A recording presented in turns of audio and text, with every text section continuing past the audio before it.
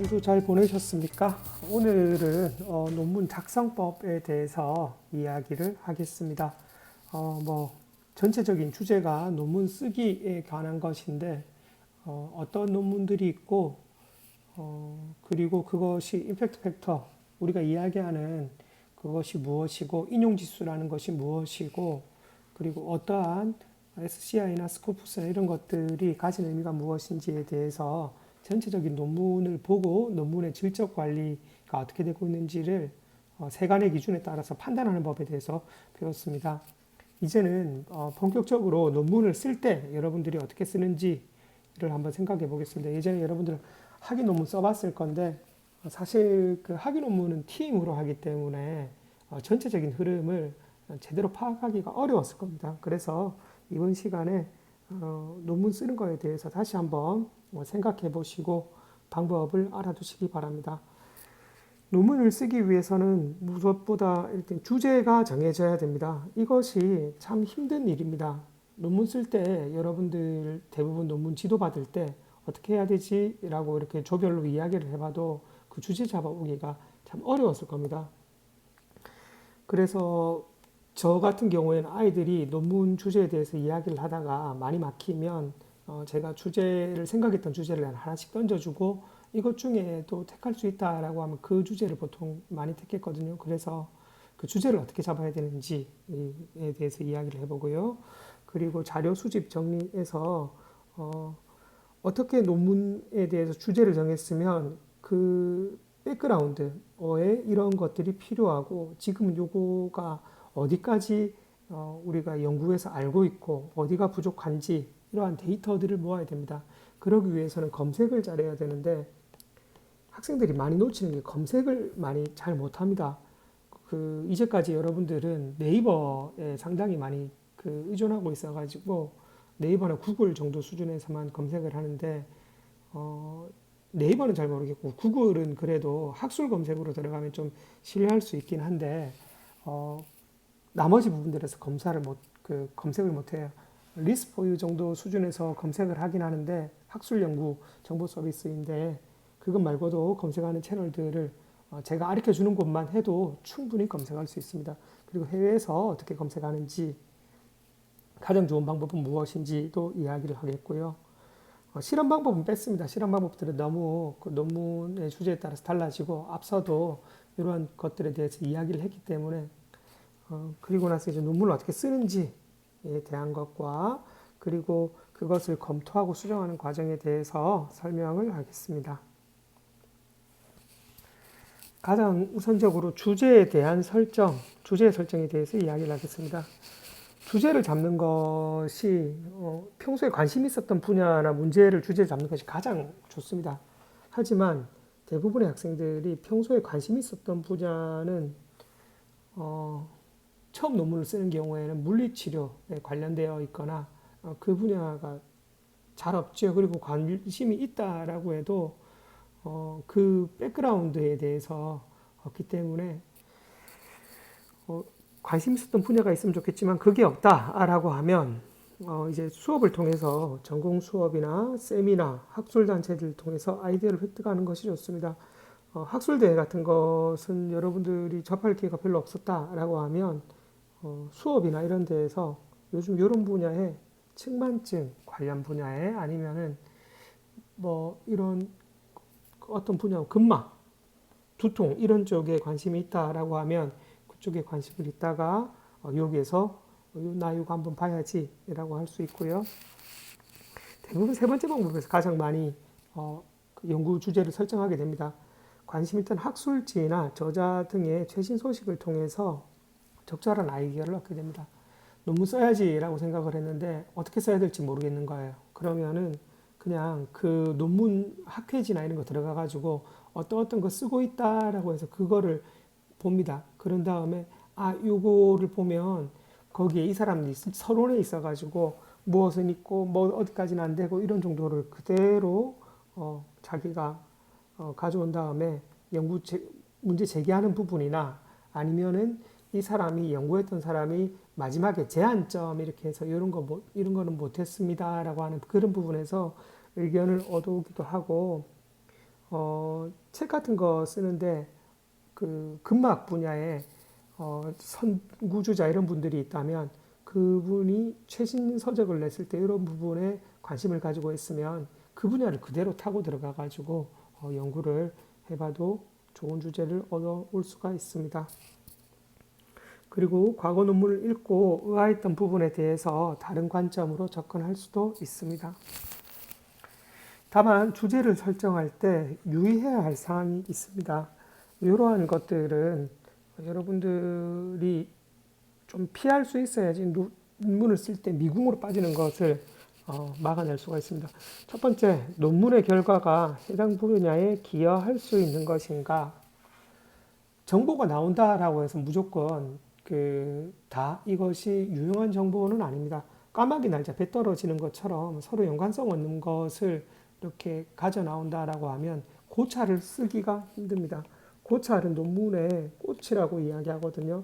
내가 이것을 곰곰이 살펴보니까 이러한 것이 있는 것 같아 라고 해야 되는데 그냥 그 상관없는 것 두 개만 딱 있다라고 하면 까마귀 날짜 배 떨어지는 것 같은 경우에는 까마귀 나는데 배 떨어지는 건 상관성이 없잖아요. 그 우연의 일치인데 그런 부분들에 대해서 고찰 쓰기가 어려울 겁니다. 물론 고찰을 본인이 썼다라고 해도 반대 의견에서 이러한 것들을 지적해버리면 설명을 할 수가 없는 것이죠. 저도 오늘도 논문 심사를 제가 2편을 의뢰받았습니다. 그런데 이러한 결과들이 나오면은 여기에 대해서 근거를 대라라고 하면 이분들이 되게 막연해집니다. 그러면은 논문으로서 승인을 받기가 어렵습니다. 두 번째, 해결 가능한 주제인가? 이것이 실제로 여러분들이 많이 접하게 되는 문제인데 내가 되게 큰 야심을 가지고 접근합니다. 이것은 연구도 좋아 보이고 실제로 기여도 할 수 있어. 관심도 있는 분야고 예를 들면 뇌졸중 환자에게 어떠한 접근 방법이 예를 들어서 근막 이완 기법이 두통의 만성긴장성 두통의 영향을 어떻게 감소시키는지 뇌졸중 환자는 이 부분들이 일반 움직임에 대해서만 접근을 하지만 이분들이 두통을 가지고 있는 건데 이것에 대해서 누가 접근하는가? 이분들도 두통을 많이 앓고 있을 건데 움직이지 못하고 침상생활을 하니까 내가 이분들에게 효과 주는 것들 할 거야 라고 하는 것은 상당히 좋은 주제입니다. 하지만 이것이 해결 가능한 주제인지를 잘 생각해야 됩니다. 첫 번째, 여기서 제가 말씀드리는 것은 가설이 복잡하거나 애매하지 않은가 이것보다는 실제로 내가 접근해서 할 수 있는가. 학생들 입장에서 뇌졸중 환자를 만나기가 어렵습니다. 이분들을 실험하기도 어렵고 그런데 거기에서도 긴장성 두통, 텐션 타입 헤데이크 TTH라고 씁니다. 만성이라면 C, 크로닉부터 가지고 여튼 이런 환자분을 자기가 실제로 할 수 있을 것인가 거의 불가능할 것입니다. 그래서 제가 학생들이 환자를 대상으로 한다라고 하면 너 이 사람들 모을 수 있겠니? 네가 이거 실제로 이 주제에 대해서 해결할 수 있겠니? 라고 이야기를 합니다. 혹은 가설이 너무 복잡하거나 애매하지 않은가 이러한 부분들에 대해서 독립 변수가 여러 개 있어가지고 하나에 대해서 이렇게 검증하기 불가능한 그런 경우들이 있습니다. 어쨌든 그 본인이 해결할 수 있는 주제에 대해서 접근을 해야 되는데 그것이 가능한 것인지 너무 용두사미가 되지 않도록 생각을 해야 되고요. 이전에 연구되지 않은 참신한 주제인가 똑같은 것을 반복한다라고 하면 큰 의미가 없겠죠. 물론 그것이 논란거리가 되는 거여서 새로운 시각으로 접근한다라고 하면 이것은 충분히 의미를 가집니다. 하지만 그것이 아니라고 하면 이것은 주의해야겠죠. 똑같은 결론에 이렇게 나와가지고 고찰도 똑같이 쓰게 되면 바로 이런 것들은 지적을 받습니다. 그리고 지속적으로 관심을 가지고 연구할 수 있는 주제인가? 석사 논문을 쓸 때 제가 석사 논문 심사를 하거나 그러면 의견을 가져오면 먼저 그 주제 선정 단계에서 저한테 누가 묻는다라고 하면 그럽니다. 임상 있는 친구들 중에 선생님들 중에 이제 학업을 계속 하고 싶어서 박사까지 가고 싶으면 그 이야기를 하는데 이 친구들이 병원에 요통 환자가 많다라고 하면 요통에 대해서 보통 써요. 그런데 너 박사까지 이 주제로 계속 가지고 갈 거니? 라고 물어보면 저는 관심 있는 분야는 다른 분야예요. 뭐 이렇게 이야기를 합니다. 그러면 지속적으로 가지지 못하면 박사 때는 훨씬 그 깊이가 깊어야 되거든요. 그리고 그것이 자기 분야로 들어가서 해야 되는데 그것을 미리 파라고 이야기합니다. 여기 조금 파다가 저기 조금 파다가 이렇게 되면 깊이 있는 주제가 나올 수 없고 좋은 연구가 될 수가 없습니다. 그래서 이러한 것들을 조금 주의를 해서 본다면 처음부터 첫 단추부터 제대로 꿰을 수 있기 때문에 이런 부분들을 고려하시기 바랍니다.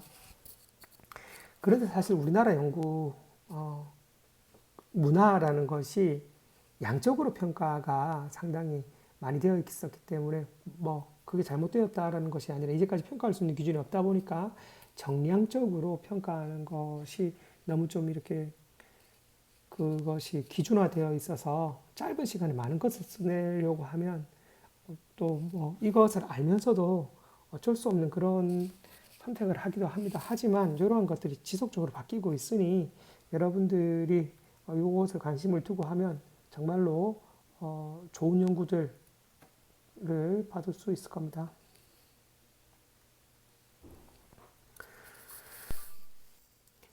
네, 두 번째 자료의 수집과 정리에 대해서 살펴보겠습니다. 여러분들 논문 쓰라고 하면 이거 좀 조사해봐 라고 하면 네이버 통해서 주로 하기 때문에 검색을 하면 보통 나오는 글이 블로그 이런 것들 많이 나옵니다. 그래서 너 이거 어디서 이런 근거 자료를 얻었니? 이러면 이런 것들을 가져오면 이 데이터들이 신뢰할 수 있지를 않습니다. 물론 그분들을 뭐라 하는 것이 아니라 이분들은 자기 개인 주장을 쓰기 때문이죠.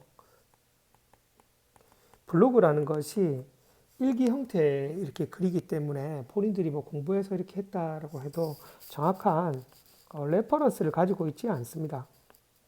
물론 그렇게 글을 쓰는 분들도 계십니다만은 대부분 그렇습니다. 그러면은 이것을 바탕으로 본인의 의견을 피력하기가 불가능합니다.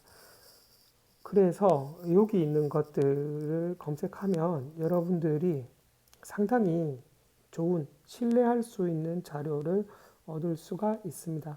제가 이거 하나씩 들어가 가지고 키워드 검색을 한번 해볼 테니까 그 데이터들을 그대로 쓰면 됩니다.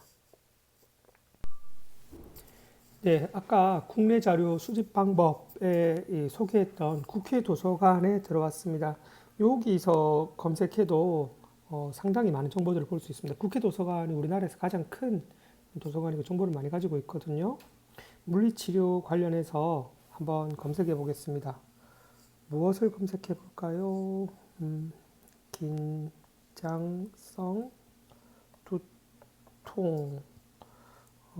여기서 도수치료 있으려나 모르겠습니다. 도수치료라는 키워드를 가지고 있는 건 많지 않을 것 같은데 여기 이렇게 있네요. 도수치료가 긴장성 두통 회복에 미치는 영향 뭐 이렇게 대학원 학교 논문들이 있는데 이런 논문들은 여러분들이 많이 가져오는데 이런 것보다 일단 좀 쉬운 거 한번 찾아보겠습니다.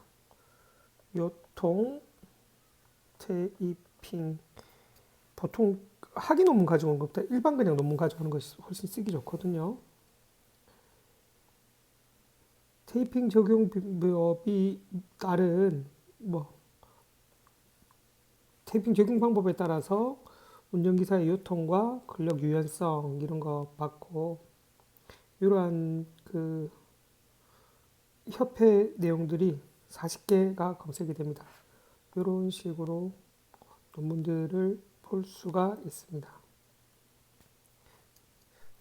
네, 그리고 또 국가전자도서관과 국립중앙도서관 그 요 두 개가 같이 있는데 요거 중에 뭐 하나만 보겠습니다. 여러분들 화면 배경에 아까 깔아놨던 것이 국가전자도서관에 대한 건데 여기도 참 좋더라고요. 그래서 쓰기도 상당히 쉽게 되어 있습니다. 어, 테이핑, 균형, 예전에 많이 썼던 주제죠. 요거에 대해서 한번 살펴보겠습니다. 99개나 나왔다, 그죠? 관절 테이핑이, 관절 테이핑과 근육 테이핑이 만성 뇌졸중 환자의 균형과 보행에 미치는 영향, 이런 식으로 해서 테이핑과 균형에 대한 키워드만 했는데 이렇게 많은 연구들이 나왔죠. 네, 이런 것들 뭐 임상 노인 의학회도 있고 학교 논문도 있고 제가 아는 뭐 교수님들도 나오고 이렇습니다. 이렇게 볼 수가 있고요. 예, 그리고 여기는 학술 연구 정보 서비스, 예전에 리스포유 이렇게 많이 불렸던 곳인데 여기서 논문을 한번 검색해 보겠습니다. 똑같은 키워드를 넣을게요.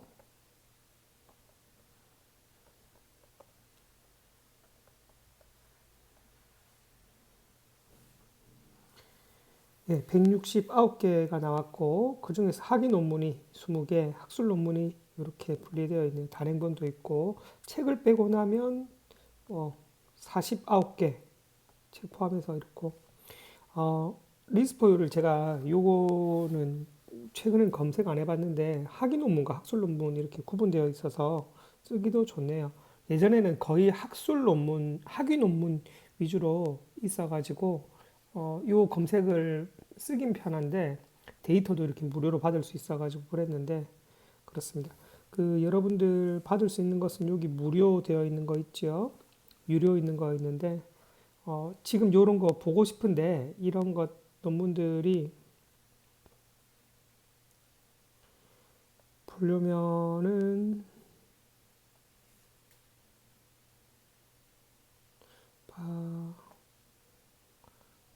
DBPI에서 제공하면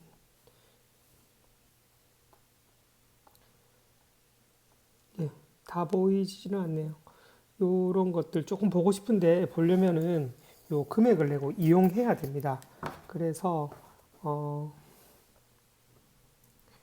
요것들을 나중에 우리 학교 도서관 가면 다 할 수 있거든요. 그 이야기 할 거고 여러분들 요런 거 조금 인용하고 싶으면 요런 거 인용하기 이렇게 해가지고 하면 됩니다. 아이디 로그인을 해야지 쓸 수 있게 만들어 놨네요. 네, 마지막으로 요 한국학술정보 키스 이렇게 되어 있는 건데 요것도 검색하기가 좋습니다.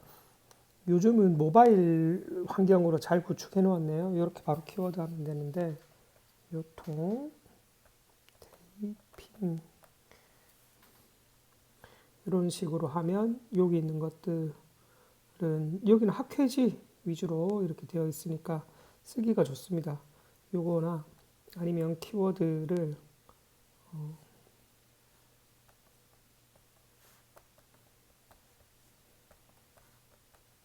요보 안정성을 살펴보기 위해서 복행근 초음파 요걸로 한번 보겠습니다.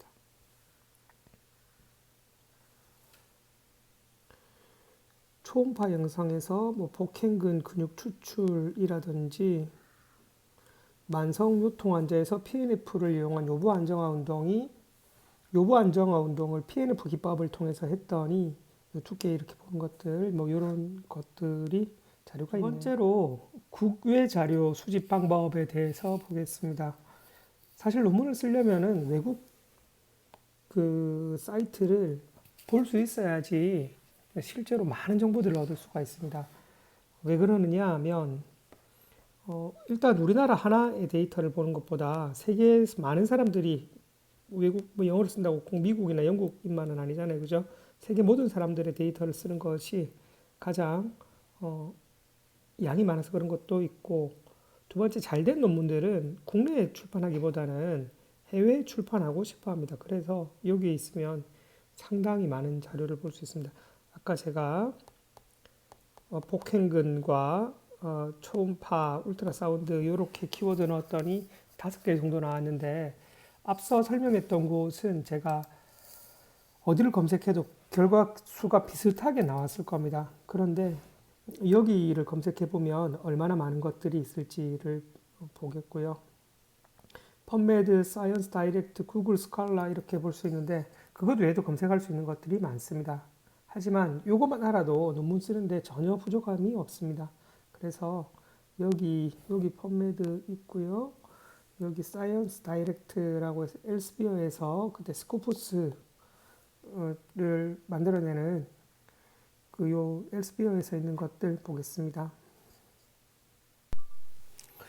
네, 펀메드에서 제가 트랜스버서스 어브도미니스 복횡근과 배가로근과 울트라 소노그래피 초음파 영상할 때는 울트라 사운드 이렇게 쓰지 않고 울트라 사운드는 우리나라에서 이렇게 그냥 쓰는 말이고 울트라 소노그래피 이렇게 쓰거든요. 초음파 영상을 우리가 보기 위해서 쓰는 거니까 그래서 요렇게 검색을 해서 보겠습니다. 상당히 좋은 정보를 주죠. 첫 번째 베스트 매치스 포 TRA and US에서 가장 너가 찾는 것 중에 적합한 것들 이렇게 해가지고 이렇게 있고 그것 외에도 검색 결과가 3,544개나 나옵니다. 이렇게 결과가 많으니 내가 쓰고 싶어 하는 것들을 상당히 찾기가 쉽습니다. 제가 그 복행근을 배가로근을 초음파 영상을 통해서 두께를 살펴보는 것들을 그 기술을 어떻게 써야 되는지 어디에서 측정하는지 이러한 것들을 좀 얻어내기 위해서 이런 것들을 찾고 있다라고 하면 이런 데서 찾으면 상당히 많은 연구가 나올 거고 그리고 최신지견이나 이런 것들에 대해서도 보려고 해도 이러한 것들을 쉽게 찾을 수 있겠죠. 네, 아까 그 연구를 통해서 우리 배가루근을 어떻게 측정하는지 정보를 보겠습니다. 잘 쓰여진 논문이라는 것은 논문에 대해서 재현할 수 있도록 연구 방법을 상세히 구체적으로 기술해 놓았기 때문에 보겠습니다. 자, 세 번째 여기 보면 연구 방법, 측정 방법 이렇게 있는데 상세히 기술해 놨습니다.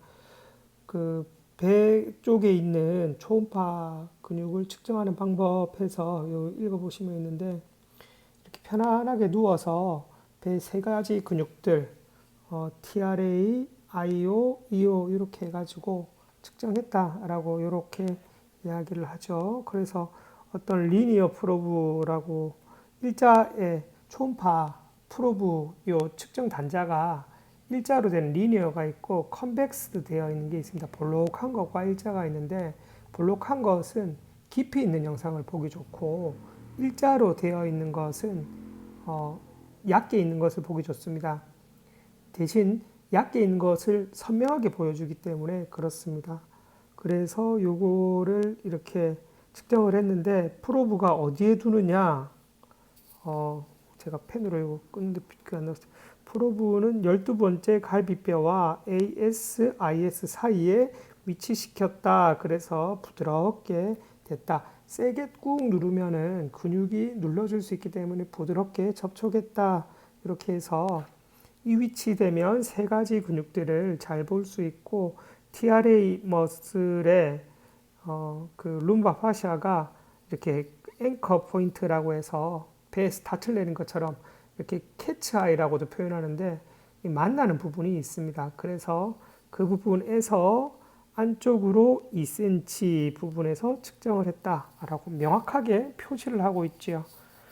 그러니까 그 12번째 갈비뼈와 ASIS 사이에서 이렇게 안쪽으로 2cm 들어가서 그 부분에서 측정을 했다는 것입니다. 예, 다시금 설명드리자면 그 ASIS 이렇게 있고 12번째 갈비뼈 이렇게 있잖아요. 그죠? 이렇게 해서 요 프로브를 이렇게 됐다는 것입니다. 이렇게 사람이 누워 있으면 이렇게 프로브를 측정했는데 안쪽에 이렇게 보면 이렇게 해서 근육이 만나는 고양이 눈처럼 이렇게 되어 있는 물론 이 부분은 생략됩니다만 이렇게 만나는 부분이 있습니다. 그래서 이쪽에서 이렇게 있으면 근육을 측정했다. 뭐 계략적으로 이런 이야기입니다. 여기서 안쪽으로 2cm에서 어떤 동작을 취할 때 코어 스테빌리티 엑서사이즈를 시키니까 그 전후 측정했겠죠. 하기 전에 몇 cm가 후에는 어떻게 변하더라. 이오와의 관계를 같이 살펴보는 논문도 괜찮겠죠. 요 아이오 안쪽이 그 이오보다 TRA가 더 두꺼워지면 안정성이 더 기여할 수 있겠다. 이런 식으로도 논문을 쓰기도 합니다. 그냥 배 두께만 두꺼워진 것보다 우리가 허리 안정성을 증가시키려고 하면 가장 심부에 있는 안정근의 역할이 중요하기 때문에 같이 두꺼워지는 동작이라도 TRA가 더 두꺼워지면 좋다. 뭐 이런 식으로 논지를 펼치기도 하거든요. 그래서 이렇게 했고, 또 좋은 것은 여러분들이 이것 외에도 이런 그 하나 들어가서 보고 있으면 비슷한 similar article이라고 해서 외국에는 그냥 논문을 기사 이렇게 이야기 많이 합니다. 우리 thesis 뭐 이렇게 할 것 같은데 article, paper 이렇게 하거든요. 그래서 이러한 그 정보들을 상당히 쉽게 접근해서 볼 수 있습니다. 뭐 이렇게 들어가서 보면 이러면은 제가 이야기할 때 이쪽에서는 키워드를 헤미플레이지아에다가 그러니까 헤미플레이지아 환자에서 하지 가능 기능성을 높이는 그런 방법들에 대해서 포커스를 줬는데 제가 그런 것이 아니고 TR의 측정 방법이나 이런 것에 대해서 정보를 보고 있다면 그런 것들에 대해서 정보를 제공합니다. 그래서 외국 이런 플랫폼을 이용하게 되면 그 데이터를 얻을 때 상당히 쉽고 많게 얻을 수 있습니다. 하나만 검색해서 들어가면 여러분이 원하는 자료를 갯벌에서 원하는 것들을 확 잡아오듯이 여러 가지를 이렇게 쭉 갔다 올 수가 있습니다. PNF 방법, 뭐 이런 방법, 이런 것들. 요거는 이 연구자의 초점을 낮췄네요. 얀지, 뭐, 이 사람에 대한 정보가, 이 사람이 쓴 연구, 이 사람이 이런 주제에 관심을 가지고 있는가 봅니다. 그래서 이렇게 볼 수 있고,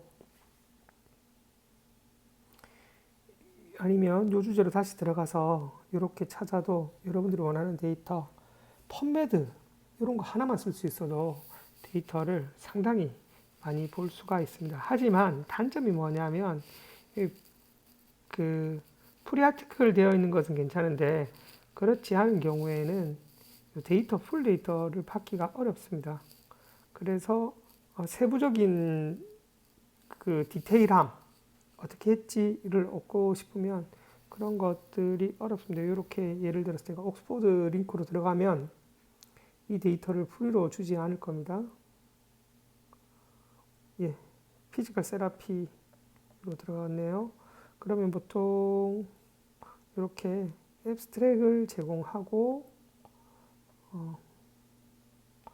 네, 이렇게 들어가야지 할 수가 있습니다. 그래서 논문을 사라라고 이렇게 이야기를 하는데 이러면 보통 여러분들이 막히게 되는데 이것을 어떻게 그러면 이런 논문들을 뚫을 수 있는지 또 보겠습니다.